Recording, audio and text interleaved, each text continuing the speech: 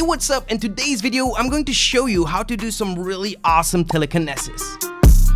This is actually inspired on the Scarlet Witch effect, so that's what we're going to be recreating in today's video, but I'm going to give it my own twist. So here is the idea. I want myself standing in the center of the shot. In front of me, left and right, I have a pile of bricks, and that I'm going to use my telekinesis powers to lift those bricks in front of me, have them hover in the air, create a sphere of bricks that are all sticking together, and then I'm going to launch those bricks towards the camera.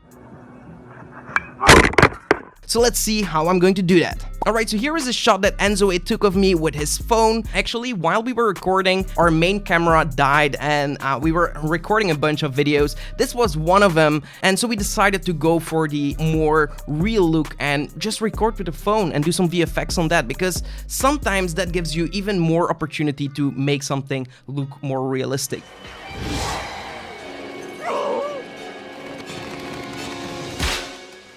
This is the shot that we have recorded, and now we need a 3D brick. So for this 3D brick, you can actually download 3D bricks online, but what if you have a specific brick or a specific object that you want to bring into your 3D shot? Well, there comes in today's video sponsor, the Kiri Engine app. Kiri is an app that you can install on your phone, and it allows you to take a bunch of photos of an object that you have lying around. You can actually sign up completely for free and create models for free in its maximum resolution, which is kind of crazy. So here's how the Kiri app works. You take a bunch of photos, between 70 and 200 to be exact, of a specific object. Make sure that your object is evenly lit, and then you let Kiri do the processing, and that's all you have to do. Kiri Engine is going to run in the background. It's going to take several minutes for your object to process, and at the end, you're left with a 3D scan of that object. So we had this brick lying around. Enzo took a bunch of photos because it was actually lying at his house, and he ended up creating this scan. I also tried a bunch of scans of a banana or our dragon egg, and you can also see that these look incredibly good. And if you go to the Pro version, you can have unlimited exports, and you can also use their Kiri Engine in browser app where you can import high-resolution photos from your camera. So if you want to check out Kiri for yourself, go ahead with the link in the description below and check it out. Just go to the store and search Kiri. Alright, so once I had my model, I imported this in Cinema 4D together with my footage as a background. I then created a plane and a camera and tried to match it to the perspective that my camera was at. I know that Enzo was recording really close to the ground, so I also put my 3D camera close to the ground and lifted a little bit up until my perspective matched. Then I brought in my brick and I just fixed the bottom part, because here Enzo couldn't take photos because the brick was actually standing on the ground, so I just quickly modeled that bottom part to be closed, and that's all I had to do to the model. Then I added this to a cloner object, and then I added a rigid body tag to the cloner. I also added a collider tag to the floor and then hit play. So this is going to create this simulation here of the bricks falling to the ground. I then set this as the initial state of my object, so when I go back to frame 0, my pile of bricks will be lying there. I also copied this on the other side, or just do 2 sims so you have different variations. By the way, if you're really interested in learning more regarding VFX, we're actually going to be launching our Epic VFX Academy once again. And I know you've all been waiting for this, but it's finally here. This October, we're going to open the doors to a handful of students to join the Epic VFX Academy. Here you will learn Epic VFX from A to Z, After Effects, Cinema 4D type of stuff, and you're going to join a Discord group server with all of the students, and you can also discuss problems and share your work for feedback. We will also organize weekly Zoom calls where my team and I will be supporting you, answering questions or giving feedback on your work to finally reach that next level.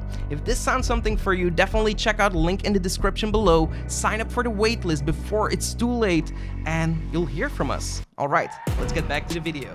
After this, I'm going to make my cloner objects editable, and I'm going to add these to a fracture object. So that leaves me with all my bricks in a null layer. Then I'm going over to my forces and add a attractor force. I'm going to set the mode from acceleration to force. I'm also going to play with the strength and the speed of my attractor.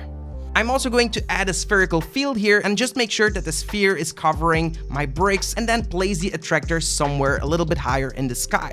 Once you're going to play with the settings, you're going to see that your bricks are going to be caught up and actually get to fly towards the attractor. The trick here is, if you want a slower animation, just play with the speed limit here for the attractor. Then I'm going to hold Alt and create a new sphere. This is going to place a sphere as a parent of my attractor and place it in the exact same spot. I'm also going to add a collider body here, so my bricks actually collide with the sphere and not the attractor, and they stick to the sphere because the attractor is inside of it and it's actually pulling it towards that sphere. I'm also going to add a vibrate tag to the sphere so it actually hovers a little bit. I'm going to play a little bit with the settings here until I get that nice floaty look, or like that force look, like I'm actually holding it with some special powers or so.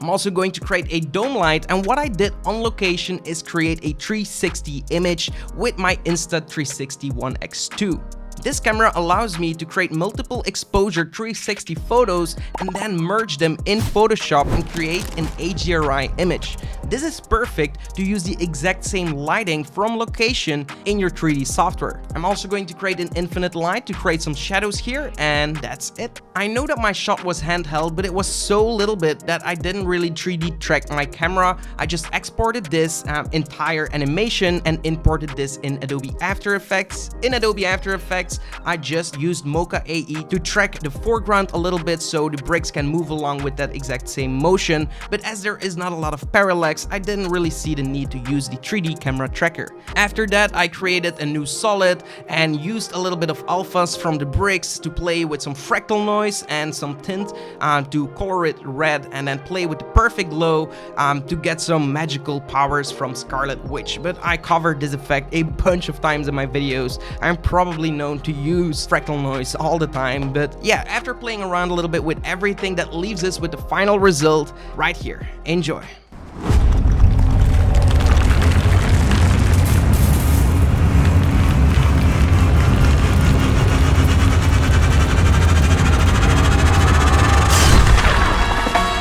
Singing low while I pop a bottle off of your chain swinging, clang clang, and it costs a lot. Bitch, I'm always at the guala, yeah, and you are not badass beat. Keep on going till you hit the spot.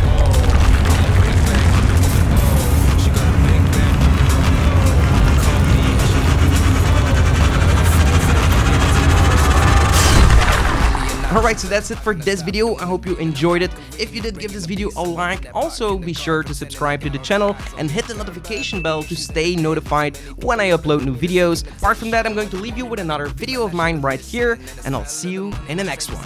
Until then, create epic videos.